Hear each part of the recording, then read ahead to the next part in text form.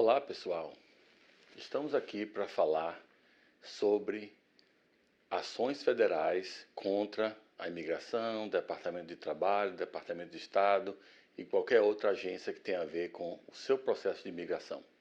Fiquem ligados.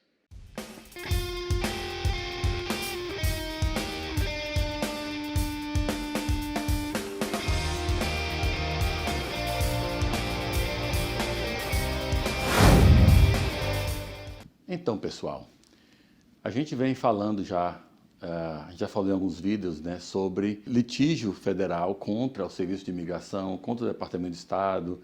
A gente já falou do caso Munhoz, já falamos o caso da Chevron Deference, né, que foi uma coisa ruim para o país, mas boa para nós imigrantes que aplicamos, que trabalhamos contra a imigração. E também fizemos vídeos sobre os tipos de processos que podem ser feitos. Então a gente vai dar uma resumida aqui nessa parte para poder depois explicar para vocês como as áreas do país onde você reside, onde o caso foi decidido, podem ajudar ou prejudicar o seu processo federal. Tá? Então vamos lá. A gente trabalha, os casos mais comuns que a gente faz contra a imigração são os casos de ação declaratória e geralmente a gente também faz muito mandado de segurança. Tem outros também menos famosos, assim, que é petição para revisar processos de asilo, por exemplo, que foram negados na Corte de Imigração e foi para apelação e tal. Então tudo isso já vai direto para o circuito de apelação, que são, no caso, as cortes de apelação dos Estados Unidos, Cortes Federais de Apelação, circuitos federais das cortes de apelações. Então, nesse caso, nós temos aí a ação declaratória e o mandado de segurança como os casos que a gente faz com mais frequência. Então, vamos entender como esses casos funcionam. A ação de mandado de segurança, geralmente, a gente usa quando algum órgão do governo está levando mais tempo do que o seria normal, ou seria aceitável, para adjudicar um caso, uma petição, uma aplicação. Então, por exemplo, se você tem uma petição familiar e a petição familiar já teve a entrevista, ou teve a entrevista, mas já passou 6 meses, 1 ano, não aconteceu nada, é porque certamente a imigração deve estar investigando e essa investigação vai tomar muito tempo. Esse caso praticamente não vai sair tão cedo. Mas se já teve a entrevista processo de casamento com um americano, por exemplo, não era para levar esse tempo todo. Tem caso que leva 2 meses. Como é que outro caso vai levar mais de 1 ano? Então, qualquer caso de casamento com cidadão americano que levar mais tempo do que o normal, ou seja, passar de 6 meses, vamos dizer assim, você já pode impetrar um mandado de segurança, tá? Onde o mandado de segurança está dizendo para o juiz federal. A maioria dos casos, iguais ao meu, são aprovados com 2, 3 meses. O meu está passando de 6 meses, está passando de 1 ano. Não tem razão para isso. E, fatalmente, você vai ter um caso forte para apresentar ao juiz federal. Tá? No caso de mandado de segurança, aliás, antes de falar sobre isso, vamos dar outros exemplos também. Casos de I-485 que estão pendentes, data de prioridade está current, está levando mais tempo aí do que o normal e não chama, tudo também pode fazer um mandado de segurança. Também estão fazendo mandado de segurança contra o Departamento de Trabalho quando o Labor Certification passa do 4º mês. A gente já acha que já é abusivo isso. Claro, os juízes podem concordar com a gente, mas a gente já acha que é abusivo, porque normalmente no passado levava 2 meses, 1 mês, agora 3 meses até aceitável, mas passou de 4 meses, 5, 6 meses, já é abusivo, então já está entrando com ação de mandado de segurança em alguns casos. Temos grupos aqui, inclusive, fazendo isso. Né? Agora, temos também aí ações de mandado de segurança no I-824, que é aquela aplicação que você faz quando tem um caso aprovado e quer que a imigração notifique o Departamento de Estado que aquele caso foi aprovado para o NVC começar a processar a aplicação do visto de residência pelos consulados. Então, esse processo, às vezes, pode levar mais de 1 ano. Então, passou de 3 meses, já pode entrar com mandado de segurança. Novamente, nós fazemos grupos aqui, às vezes, porque, às vezes, uma pessoa não quer ter o custo sozinho de pagar um processo desse, arcar com os custos do processo desse sozinho, então a gente faz um grupo para amenizar a situação para cada um, mas o grupo tem as mesmas qualidades, os mesmos fatores são comuns aos membros desse grupo. Ou seja, todo mundo está com o mesmo caso pendente por um tempo não razoável, um tempo maior do que o normal. Então, nesse caso, se pode fazer uma mandado de segurança em conjunto, tá? E depois você vai entender por que é que eu acho importante, às vezes, você também fazer isso. Outros casos também que são comuns do mandado de segurança, a gente já fez no passado para permissão de trabalho. Muita gente, na época da pandemia, na época até depois da pandemia também, demorava muitos meses, às vezes mais de ano e meio, para conseguir uma permissão de trabalho. Então a gente entrava com o mandado de segurança, muita gente conseguiu, outros não conseguiram. A maioria que conseguiu, até a migração aprovou antes de ter que contestar a ação, para não ter que contestar a ação e fazer o caso perder o sentido. Então, o governo geralmente não gosta de defender essas ações, tá? Eles preferem que você dá o que vocês querem, que eles sabem que estão atrasados realmente, então eles dão o que você quer para que você tenha que dar baixa no processo. Então nós somos obrigados a dar baixa no processo se o que a gente pediu já foi conseguido, o que a gente queria já foi conseguido. Geralmente isso é uma coisa que faz sentido, porque na ação federal você tem que estar mostrando que tem um dano, que está sofrendo um dano irreparável, ou está sofrendo algum dano por conta da ineficiência da agência federal. Mas se a agência já deu o que você queria, você vai ficar brigando na corte por quê? Então o caso fica moot, M-O-O-T. Perdeu o sentido, perdeu a causa de ação. O que você queria já conseguiu. Então a gente dá baixa no processo voluntariamente, a gente dá o dismiss no caso e já foi. E a imigração prefere fazer isso. É melhor para eles, melhor para a gente, melhor para todo mundo. Nos casos de FOIA, a gente tem feito, não a ação de mandado de segurança, mas a gente tem feito a ação declaratória de que a imigração descumpriu a lei do FOIA, que diz que eles têm que dar os records em 20 dias. Se eles não derem 20 dias, você pode entrar com ação, e essa ação quase todo mundo vai ganhar. Se entrar com ação, ganha, e até no caso, a imigração pode pagar honorários de advogado da parte vencedora nesse caso, porque não é só o mandado de segurança que eles deram o que você queria e calou a boca. É uma declaração de que eles fizeram você entrar na corte com uma coisa que está prevista na lei. Quando você faz mandado de segurança em relação a, por exemplo, um 824, um processo de casamento, alguma coisa que está pendente, tudo bem, o prazo é razoável ou não de acordo com a interpretação de cada um. Então a gente faz o argumento de que aquele prazo ali não é razoável mais. Já passou do tempo normal que deveria ter sido adjudicado. Mas outros podem achar que não, deveria esperar mais um pouco. Isso é relativo, cada pessoa vai ter sua opinião. Mas quando se trata de ação da imigração perder o prazo do FOIA, não é mais o tempo ser razoável ou não razoável. Isso não é relevante para esse processo. O que é relevante é, eles fizeram o processo no prazo que a lei manda, que são 20 dias, pode conseguir estender para 30 em alguns casos, mas vai que seja 20, 30 dias. Se passou desse prazo, não tem defesa. A única defesa do governo é mostrar, está aqui, eu entreguei o documento nesse dia antes do prazo. Mas se entregar depois do prazo, obrigado, mandou o documento, mas tudo bem, agora tem que pagar os honorários do meu advogado, porque eu tive que fazer isso aí, porque senão você não ia dar o documento. E estamos descumprindo a lei. Então essa ação, geralmente as pessoas ganham. Tá? Um outro exemplo também de ação de mandado de segurança são aquelas pessoas que têm processo de asilo, não esses asilos fraudulentos que o povo está fazendo aí, o tal do frivolous asylum. Eu estou falando de asilo que você sabe que tem mérito bom para ganhar. Você sabe que vai ganhar aquele asilo, você quer levar aquele asilo até o final e a imigração está aí levando anos com o processo, com milhões de casos na fila e não adjudica seu caso, não chama você para entrevista. Então você pode também entrar com mandado de segurança para que a imigração chame você para entrevista para lhe dar o asilo. Ou que, se não der o asilo, mande o caso para a corte de imigração, mas que saia da inércia que está nesse processo de asilo aí, entendeu? Então isso é bom para aquelas pessoas que querem adiantar o processo de asilo. Não é bom para aqueles que querem ganhar tempo no país e não tem nenhum interesse em entrar com aquele asilo para ter a entrevista final. Então, basicamente, qualquer atraso, você pode fazer um mandado de segurança. A ação declaratória, não. A ação declaratória, a gente faz geralmente em casos quando a imigração, por exemplo, fala que nesse processo nós estamos negando porque você cometeu fraude.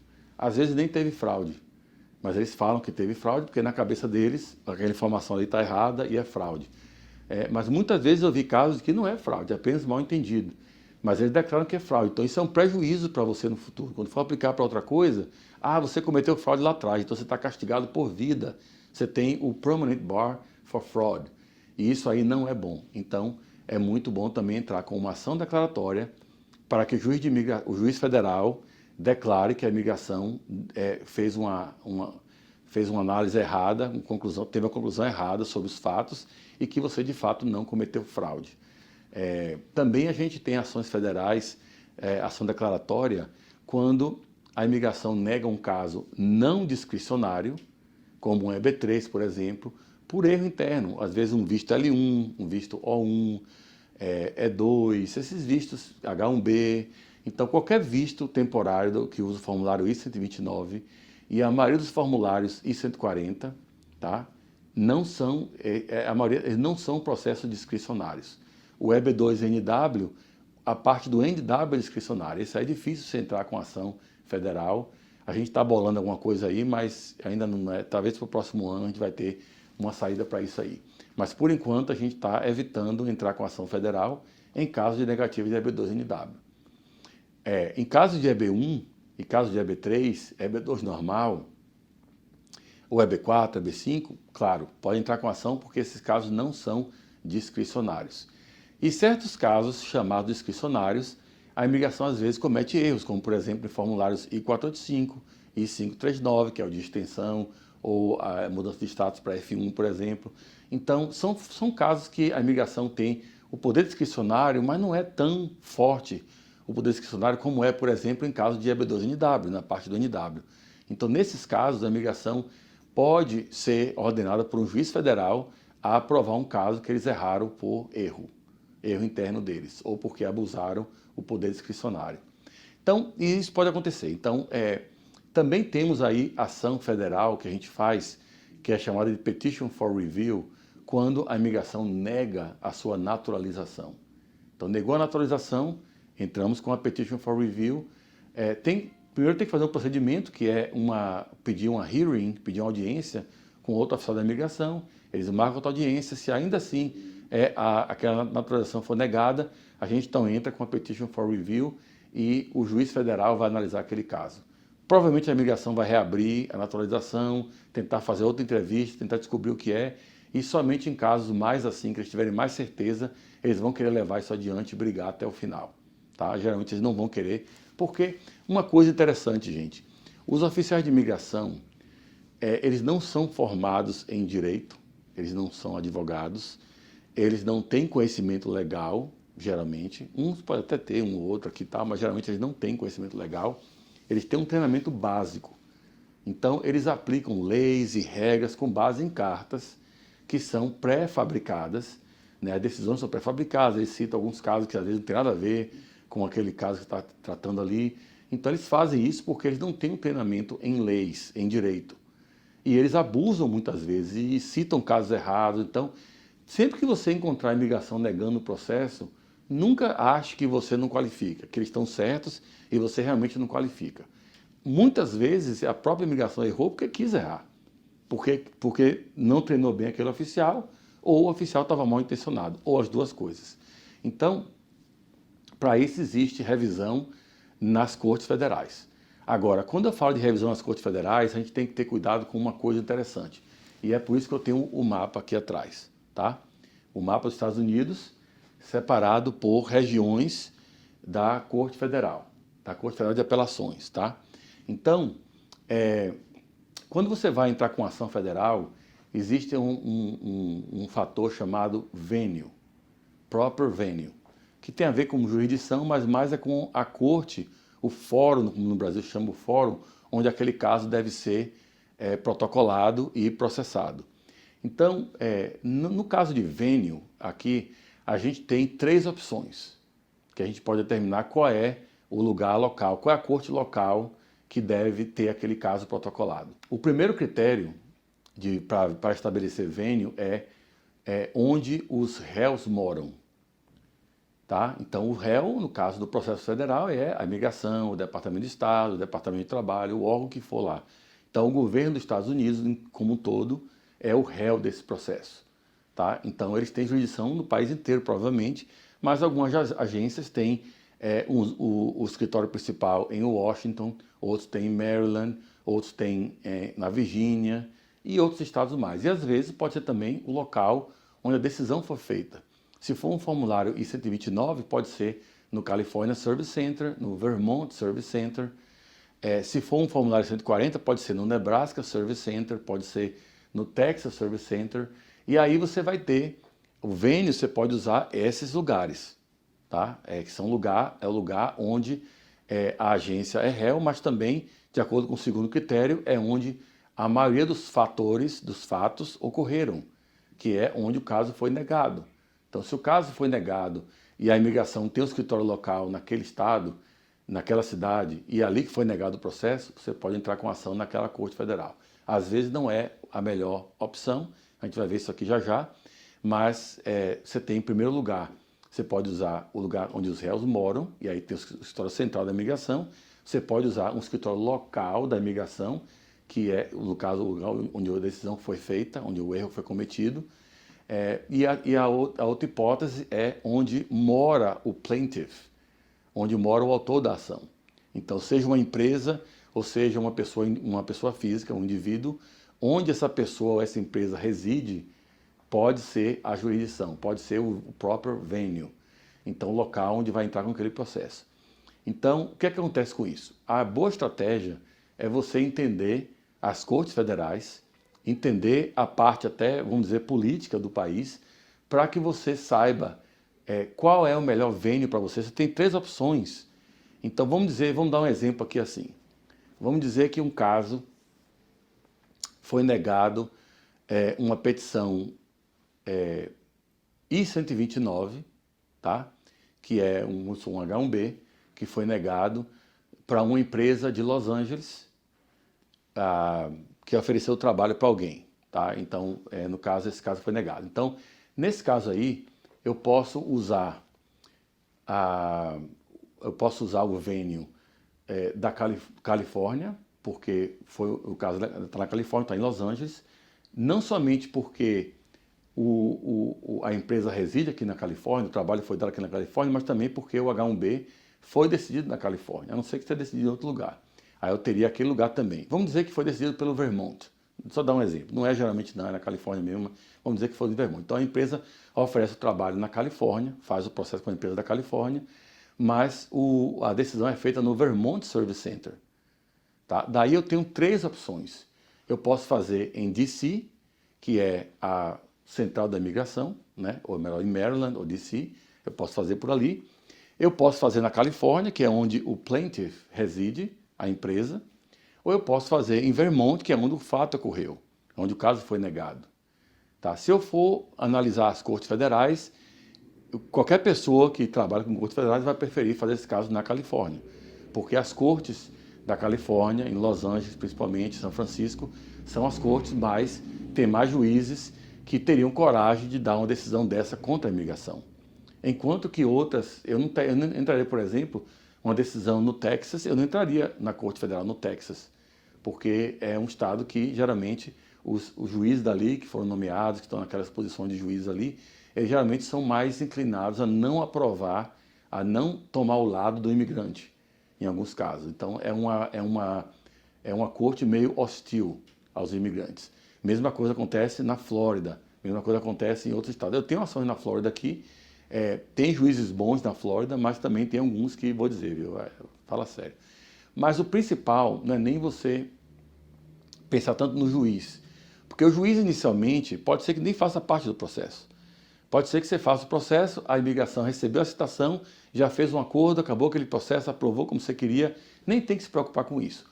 O problema é quando a imigração contesta e você ganha ou perde. Porque aí, se você ganhar, a imigração vai recorrer, se você perder, você vai recorrer. E no recurso, esse processo vai para a Corte de Apelações do Circuito Federal, onde aquela decisão foi feita. Então, por exemplo, se você entrou na Flórida, você vai ter que entrar com apelação no 11º Circuito Federal. que é da área do Alabama, Geórgia e Flórida. Entendeu? Como essa corte aqui é bem conservadora, provavelmente você vai ter uma chance bem menor de ser aprovado, de ganhar da imigração nesse processo. Tá? Se você tiver no 5º Circuito Federal, que é região do Texas, Louisiana e Mississippi, você está ferrado de vez. Tá? Inclusive, toda vez que algum presidente entra com alguma ação, como DACA ou DAPA, ou alguma coisa de como entrou quando o Biden fez agora essa ação aí, esse parole in place, né, para pessoas que são casadas com cidadão americano, mais de 10 anos e tal, aquele projeto lá, geralmente os estados que entram com ação contra a imigração, para não ajudar os imigrantes, para perseguir os imigrantes, são os estados do Texas, Oklahoma, Arkansas, Missouri, Kansas, Nebraska, Iowa, Indiana, Kentucky, Tennessee, South Carolina, Geórgia, Alabama, Flórida. Esses são os estados que vão entrar com essa ação. E o que é que eles fazem? Eles entram aqui. Geralmente mais para cá. É uma cortezinha que tem aqui no norte do Texas, chamada Amarillo, alguma coisa, Amarillo, acho que é Amarillo. Essa corte aqui tem um juiz bem conservador que tudo que os estados entram contra o governo, eles dão. Só se for o governo democrata. Tá? Se for o governo republicano e estiver fazendo uma coisa contra você, você não vai ganhar. Então, se você tiver brigar com a imigração para um direito como imigrante, essa corte aqui você está ferrado. E depois, quando você recorrer, você vai para o 5º Circuito, que fica na Louisiana, inclusive, mas envolve Texas, Louisiana e Mississippi. E esse 5º Circuito é o mais conservador do país. Tá? Esse aí você não vai ganhar. Esqueça que você não vai ganhar nesse circuito federal. Em contraste, nós temos aqui o 2º Circuito Federal, que é o de Nova York. Temos o 1º Circuito Federal, que é o de Massachusetts, Rhode Island, New Hampshire. O 2º também tem Connecticut e Vermont. Temos o 3º, que é a Pensilvânia. Tá? Esses são bons. O 7º é o melhor que tem para caso de asilo, tá? Que é Illinois, Indiana e Wisconsin. Então esse aqui também é bem legal. O 4º é mais ou menos, depende da sorte. É meio que neutro esse aqui, vou dizer assim. O 8º também, a gente não tem muito número sobre isso, porque são estados menos populosos, a gente não tem muita coisa lá mesmo. O mais populoso que tem aqui é Minnesota, mas o resto aqui é estado que tem talvez muito menos do que... Mas nós temos aqui o 10º Circuito, também não é assim tão ruim esse aqui. E temos o 9º Circuito, que é o mais liberal, ou já foi o mais liberal em termos de imigração. Então, as grandes vitórias que nós vimos aí no passado para imigrantes vieram do 9º Circuito Federal, ou então o Distrito de Colômbia, que é Washington, D.C. D.C. é meio que, não é tão assim liberal, mas eles estão muito acostumados a lidar com o abuso do governo, então eles são mais propensos a analisar seu caso de forma mais imparcial e você pode ganhar com mais chance. Agora, realmente, o ideal para você brigar contra a imigração é para quem mora aqui. Então, se você mora nessa área do 1º, 2º, 7º ou 9º, você está beleza, então quase sempre o seu advogado vai querer selecionar o lugar onde você mora, ou onde a empresa mora, reside, e esse é o lugar que você vai brigar e vai ter mais chance de ganhar. Então, gente, se você estiver nessas áreas aqui, no 5º Circuito, Texas, Louisiana, Mississippi, ou no 11º Circuito, Alabama, Geórgia e Flórida, essas não são áreas legais para você litigar contra a imigração. Nesse caso, talvez fosse melhor, o seu advogado vai querer lhe aconselhar disso aí, você tentar entrar por outros critérios, que seja o lugar onde o caso foi decidido, na imigração, ou no Distrito de Colômbia ou Maryland. Então, nesse caso aqui, você pode ter uma chance maior não ficando no 5º e no 11º Circuitos Federais de Apelação. Tá? Então, é bom vocês terem isso em mente, porque na hora de fazer a decisão de onde vai entrar com o processo, isso aí pode ser o fator decisivo. Se vocês pegarem histórico de decisões federais contra e a favor da imigração, vocês vão verificar que tudo que eu estou falando aqui é verdade em relação a essas zonas do país. Então, como mensagem aqui para vocês, eu vou deixar que realmente a gente tem que brigar pelos nossos direitos.